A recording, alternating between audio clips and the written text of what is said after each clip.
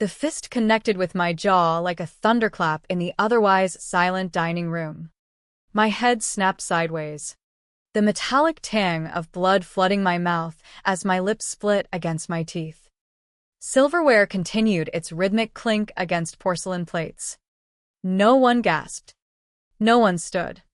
The scent of roasted turkey and cinnamon candles hung thick in the air while 22 relatives kept their eyes glued to their food. My mother, Evelyn, stared at her mashed potatoes as if they held the answers to the universe. My aunts passed the gravy boat without missing a beat. A cousin whispered something about holiday sales, her voice too loud in the sudden stillness. A single drop of my blood bloomed on the crisp white tablecloth like spilled Merlot, spreading slowly, accusingly.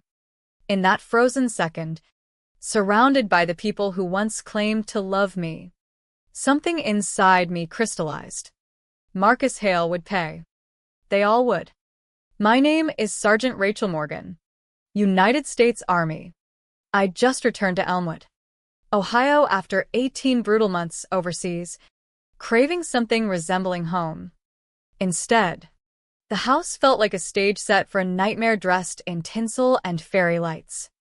The extended table groaned under platters of food, the room packed with relatives whose laughter sounded brittle, rehearsed. At the head sat Marcus, my stepfather, carving the turkey with surgical precision and the smug satisfaction of a man who believed himself untouchable. Evelyn sat to his right, her movements robotic as she passed dishes. She'd aged a decade in the 3 years since I'd last seen her. Her cheeks hollow, hands trembling faintly when she thought no one noticed. When our eyes met, she offered a ghost of a smile that never touched her eyes. "Rachel's back from playing war games," Marcus announced, not bothering to look up from the bird. "Maybe now she'll get a real job instead of wasting taxpayer money." Nervous chuckles rippled around the table. I'd earned 2 promotions, commendations for intelligence, work that saved lives in combat zones. To Marcus, it was all a joke. To the family, his word was law. I took my assigned seat between Cousin Lydia and Uncle Ray, the same chair I'd claimed since adolescence. Conversations swirled around me. Promotions at the mill, new babies, shiny SUVs, but none of it touched the undercurrent of unease that thickened the air. Halfway through the main course, my trained eye caught Evelyn's checkbook peeking from her purse on the sideboard. Years of military intelligence had honed my observation skills to razor sharpness. The ledger showed withdrawal after withdrawal in Marcus's heavy handwriting. Large sums. Recent dates. "Mom," I said, my voice slicing through Aunt Clara's story about her Florida getaway. "Why is Marcus pulling money from a retirement account?" The room froze. Forks hovered midair. The grandfather clock's ticking seemed to stutter. Marcus's jaw tightened, carving knife glinting in his grip. "That's private family business, Rachel. Not yours to question. She's my mother. That makes it mine. Evelyn and I manage our finances together. Something you'd know if you had a real marriage instead of barracks life." His voice dropped into that low, dangerous register I'd known since I was a teenager. "I understand theft perfectly well." The backhand came faster than I anticipated. Not an open slap, a closed fist that rocked me sideways. Pain exploded across my face, but it was nothing compared to the training I'd endured. The real wound was the silence that swallowed the room afterward. Evelyn's fork clattered against her plate. She didn't lift her head. Uncle Ray reached for more stuffing. Aunt Clara resumed her cruise tale, pitched slightly higher. Strained. Lydia edged her chair away a fraction. 22 people. Not one met my gaze. Not one asked if I was okay. Not one challenged Marcus. I touched my lip, fingers coming away crimson. Another drop hit the tablecloth, staining it like a wound that refused to close. Evelyn would obsess over that stain later. scrubbing it out as if erasing the moment itself. Marcus settled back, adjusting his napkin. "Pass the cranberry sauce," he said calmly. The bowl circulated as normalcy forcibly returned. The performance continued. I pushed my chair back slowly, the scrape loud in the quiet. "Sit down, Rachel," Marcus ordered, voice edged with warning. "You're ruining the evening with your drama." I stayed standing, committing each face to memory. These were the people who'd cheered at my high school graduation, sent care packages during basic, called me hero when I deployed. Now they study their plates like they contained sacred texts. I walked out through the living room, past the perfectly decorated tree, into the biting Ohio December cold. Behind me, conversation resumed softly. Silverware clinked. Marcus chuckled, satisfied. They believed silence bought safety. They had no idea the war they'd just declared. In my rental car, engine humming, heat blasting, I pressed a napkin to my lip and let the memory surface. Before Marcus. Before the control. Before everything fractured. My father, Thomas, had been a foreman at the local auto parts plant. Solid. Not wealthy. But our house in Elmwood felt warm. Alive. He built me a fort in the backyard maple. Taught me to change a tire by age 10. Never missed a single soccer match. Evelyn taught second grade, her classroom walls bursting with colorful drawings and encouragement posters. We had Sunday potlucks, board game nights filled with laughter that left us breathless. Then the accident on County Road 12. Black ice.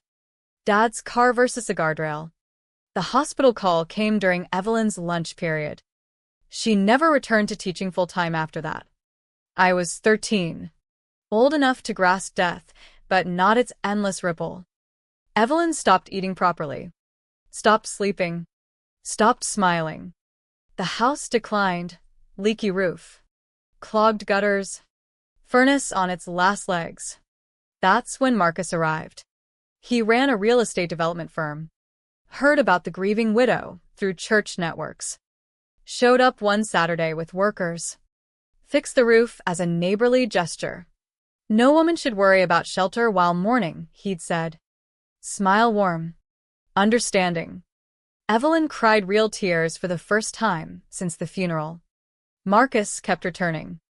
Fixed the furnace, cleared gutters, brought meals.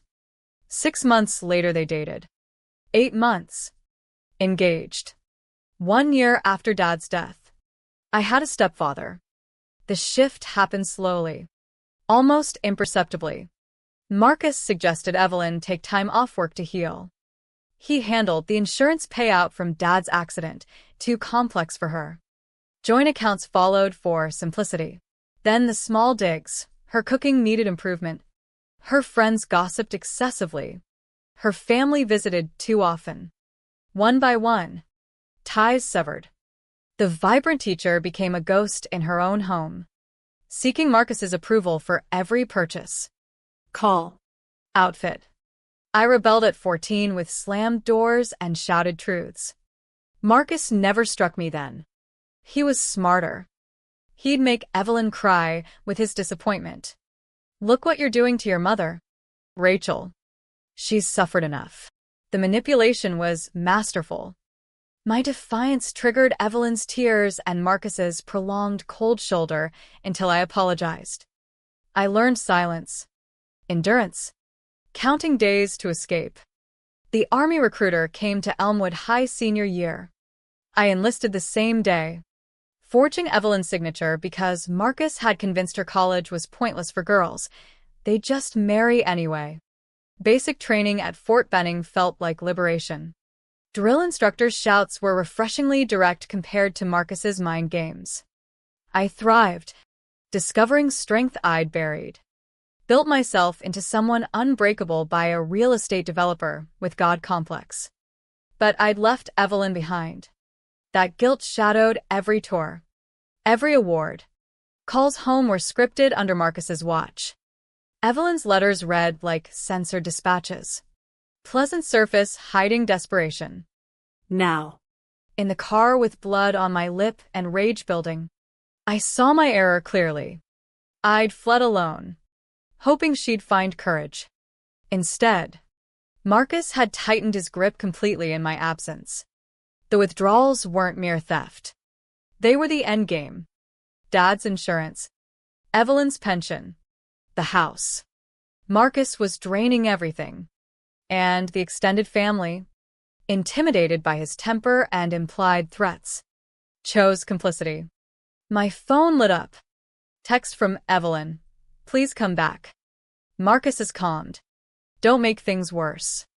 As if his violence was my fault. As if truth was the enemy. I started the engine but wasn't fleeing. I drove to the roadside motel, needing space to plan. Marcus thought the punch reasserted dominance. He didn't know the soldier he'd created. The scared teen was gone. I was ready to dismantle his world.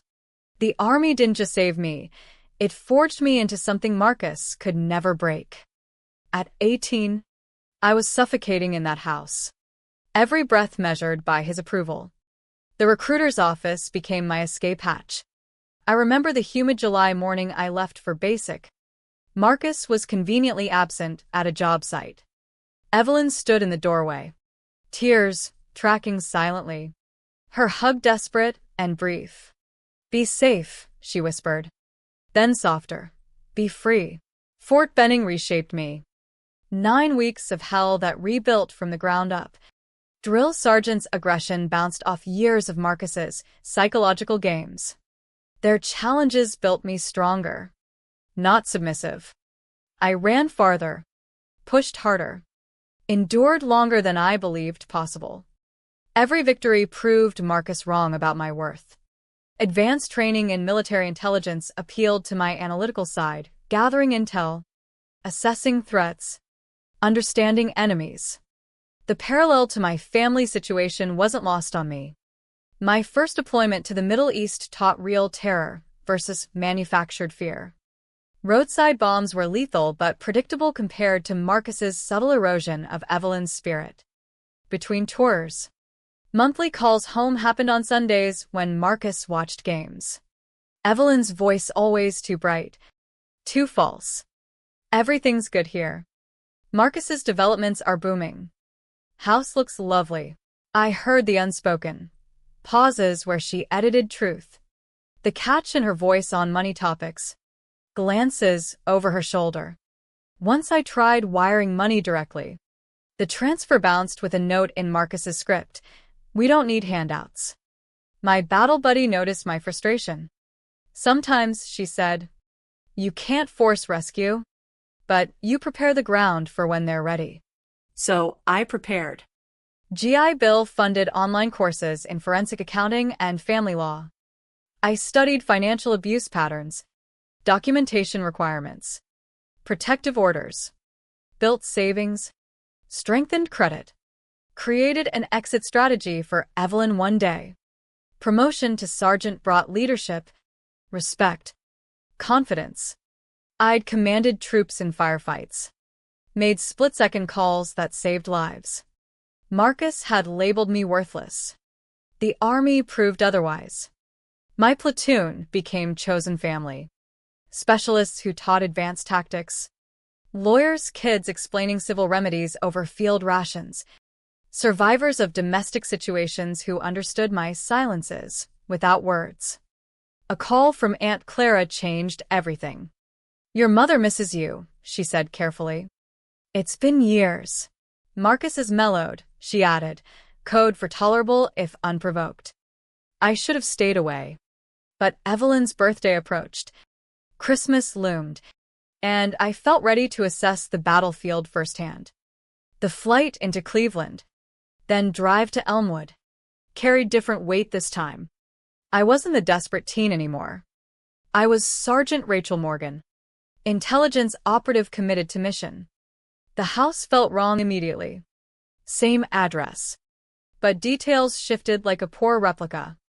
Family photos replaced by Marcus's development project renderings. Dad's bookshelves gone.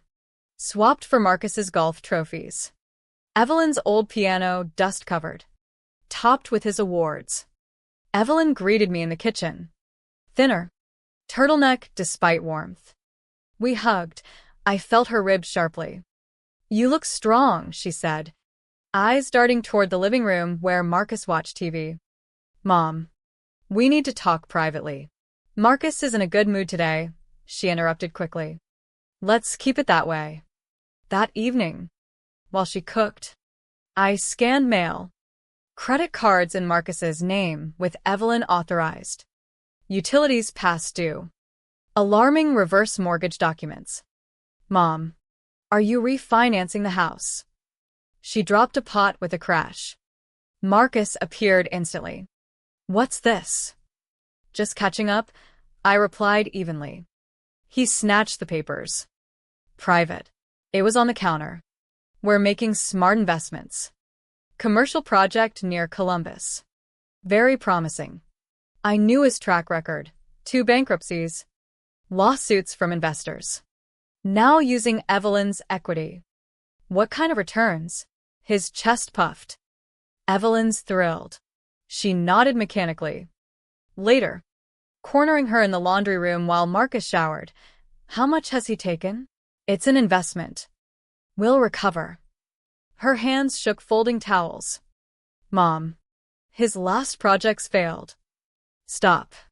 You don't understand. Credit cards maxed. Savings gone. If this fails. Terror filled her eyes. Let me help. I have savings. No. She gripped my arms. Fingers cold. He'll know.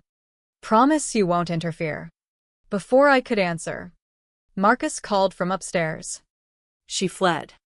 That night, I documented everything, photos of mail, audio notes. Around 3 a.m., muffled voices from their room. Evelyn pleading.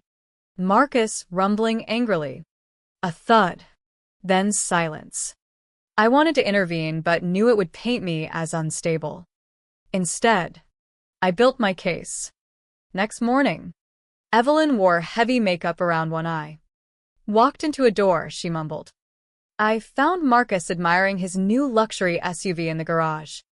Nice truck. Successful men drive success. He polished it. How'd you finance it, with Mom's retirement? His face darkened. Careful. You're a guest here. Dad's house. Actually, your father's dead. I'm the man now. At dinner, show respect or leave. Or what? Hit me like you hit her? He stepped closer. I've never touched your mother. But stressed women have accidents. Happens all the time. The threat hung clear. Evelyn feared not just blows but gaslighting. Reality distortion. Marcus had slipped, revealing tactics. Unlike Evelyn, I had training, resources, a forming plan. The storm brewed. Marcus didn't see it yet. After the dinner incident, I spent days at the motel calling distant relatives, piecing Marcus's web. Uncle Ray admitted on speaker. You provoked him. He hit me. You saw. Pause. Evelyn says you started it. She says what Marcus wants. I'm 64. Marcus has connections. Last time someone crossed him. Remember your mom's friend Karen? Her husband lost his job at the supplier Marcus controls. They relocated. Survival. Not acceptance. Aunt Clara was blunter. Evelyn's lucky to have Marcus. Be grateful. Lydia surprised me, whispering from her car. You're right. Marcus holds our mortgage. Bought it after medical bills. 1 missed payment. House is his. Marcus controlled half the family through debt. Jobs. Threats. Small-town economic terror. At the police station, new chief, Marcus's golf buddy, dismissed my report. Family matter. Your mother called it a misunderstanding. PTSD maybe? Isolation complete. But I'd faced worse in combat. That night in the diner. Laptop open. I researched Ohio and federal statutes. Marcus's developments crossed into Indiana. Federal jurisdiction possible. Evelyn called, crying. Apologize. Hill. What? Accidents happen. I documented the threat. Called my former platoon leader for JAG referral. Captain Lauren Brooks connected me with experts. Sleepless. I built timelines. Evidence folders. Marcus's empire had cracks. He underestimated the soldier he'd helped create. The war had only begun. 1 year. 365 days of meticulous evidence collection, coordination with federal investigators, and quiet strategy sessions changed everything. Captain Brooks was right. Marcus's interstate deals opened doors his local network couldn't seal. I returned to Elmwood for Christmas with purpose. Rental car carried hidden recorders and a briefcase of compiled proof the FBI white-collar team had vetted. The house showed neglect, peeling paint, overgrown yard. Marcus's SUV replaced by a newer model. Evelyn answered. Long sleeves. Fragile smile. Rachel. You came. Relief warred with fear in her tone. Marcus appeared. Smile sharp. The soldier returns. He sensed the shift in me. Calm. Measured. It unnerved him. Relatives arrived. Same faces. Same tension. New details emerged. Uncle Ray's haunted look. Aunt Clara's forced cheer. Lydia's husband with unexplained bruises claimed work accident at Marcus's site. Dinner started with Marcus's ritual, carving, boasting, basking in praise. I observed quietly. Then Marcus announced, expanding to Kentucky. Need to liquidate assets. Which ones? I asked mildly. Eyes narrowed. Family matter. The house is family. Dad's will requires my consent post 21 for sale. Your father is gone. This is my house. Not legally. I had the deed reviewed. Evelyn signed reverse mortgage under duress. Invalid. Room silenced. Marcus stood. Fists clenched. Sit down. No. FBI does. However. I placed the folder down. Wire fraud. Tax evasion. Falsified PPP loans claiming dozens of employees for a skeleton crew. Interstate stolen materials transport. Marcus laughed forcefully. Bluff. I opened it. Photocopies.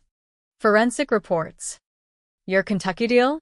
Money laundering tied to organized groups. FBI's watch 2 years. Your name surfaced. Evelyn gasped. Relatives froze. Marcus's face shifted rage. Calculation. You set me up. You did. I documented. I stood. Options. Sign divorce papers. Return stolen funds. Release family financial holds. Or agents arrive now. You wouldn't ruin Evelyn. You already did. I'm restoring her. Phone raised. One call. He lunged. Combat reflexes engaged. I sidestepped. Used momentum. Sent him crashing into the cabinet. China shattered. Screams. Marcus grabbed a knife. I'll end you. No. Uncle Ray said. Standing. Phone recording. Assault with deadly weapon. We saw. Will testify, Lydia added. Voice trembling but firm. One by one. They rose. Silence broken. Economic fear cracked under promise of Marcus's fall. Marcus looked for allies. Found none. This isn't finished. It is. I dialed. Agent Hayes. He's threatening. SUVs appeared outside. Agents approached. Marcus dropped the knife. Fear finally in his eyes. Evelyn opened the door. Voice steady. Officers. My husband is in the dining room. He's the one. The Chicago Federal Building interview room felt sterile. Evelyn gripped my hand as we faced agents and prosecutor. She detailed years of forged signatures. Threats. Withheld medication until papers signed unread. 2 hours of testimony laid bare 15 years of control. Marcus denied upstairs, demanding lawyer, but seized computers revealed fraud, syndicate ties, hidden books. Former accountant turned witness after immunity. Dam broke, workers unpaid, investors defrauded. Old friends retaliated against came forward. Police chief investigated for bribes. Domestic calls vanishing. In safe hotel. Evelyn broke. I forgot what not fearing felt like. Next morning. Arraignment. Marcus in orange. Swagger gone. Prosecutor played dinner recording. Knife threat. Confession in rage. Bail set high. Assets frozen. He stayed detained. On courthouse steps. Evelyn stopped. There's more. Your father. Stomach dropped. Marcus's company had the road contract night Dad died. Crew skip salting. He pocketed funds. I confronted after marriage. He threatened me too. New charges. Involuntary manslaughter. Marcus's interrogation videos captured collapse when confronted. He bargained desperately. No escape. Federal courthouse in Cleveland packed for sentencing after 18 months of proceedings. Marcus, diminished in orange, faced Judge Harlan. Charges: wire fraud, tax evasion, money laundering, assault, involuntary manslaughter for Dad's death via embezzled safety funds. Victim statements poured out. Evelyn first, transformed an address Marcus once forbade. He stole 15 years. Isolated me. Made me doubt my sanity. Worse, he caused my husband's death through negligence, then posed as savior. He's a calculated predator. Uncle Ray. Lydia. Workers paralyzed by cut corners. Elderly couples ruined by fake investments. All spoke. My turn. You weaponized fear as power. Built on threats and silence. Real power is this family's speaking truth today. You controlled everything but truth. Truth destroyed you. Defense pleaded leniency, first offense. Community pillar. Marcus spoke, no remorse. Just venom.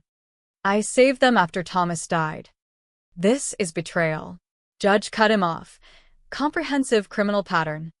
Zero remorse. 20 years financial crimes.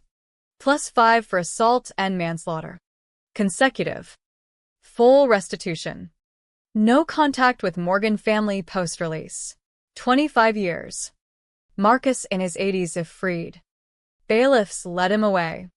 He glared. You destroyed this family. No, I said. I saved it. 6 months later. Backyard of the restored house. Ours truly. Evelyn back teaching. Piano playing again. Dad's photos returned. Family gathered for genuine Christmas. No fear. Just survivors. Uncle Ray now ran the company ethically, repaying cheated workers. Lydia in therapy. Aunt Clara apologized, recognizing complicity's cost. Evelyn toasted. To Rachel, who showed courage is acting right despite fear. To Thomas, whose memory fueled us. Glasses clinked as snow fell softly, promising renewal. Later on the porch, Evelyn asked, regret starting this?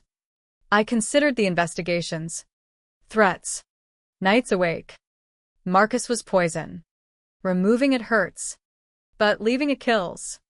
We chose life. Freedom. She leaned in. Your father would be proud. Staring at stars. I knew he was. He taught standing against bullies. Protecting vulnerable. It just took time to include my own family from the monster posing as rescuer. Marcus was wrong. I hadn't destroyed us. I'd restored our soul. Worth every fight. Justice arrives slowly sometimes. But against those turning fear against love, it lands with truth's unyielding force. Truth, the one faux fear can't silence. In the quiet months that followed, Elmwood began healing in subtle ways. The house transformed under Evelyn's hands, fresh coats of paint in warm tones. Gardens replanted with her favorite perennials. Laughter echoing where silence once reigned. She returned to the classroom part-time at first, then full, welcomed back by colleagues who had quietly worried but felt powerless. Students' drawings once again adorned her walls, a testament to reclaimed purpose. Family dinners evolved from tense performances into genuine connections. Uncle Ray shared stories of reforming the business, ensuring fair wages and safe conditions, small acts of restitution that mended old wounds. Lydia spoke openly about the years of watching abuse, the guilt of silence, now channeling it into advocacy work at a local women's shelter. Even Aunt Clara admitted her role in enabling the dynamic, her traditional views challenged by the visible cost. One evening, as we prepared a simple meal together, Evelyn paused while chopping vegetables. I used to measure every word, every action against what Marcus would approve. Now I speak and realize no one's listening for mistakes. Her voice carried a lightness I'd missed for 15 years.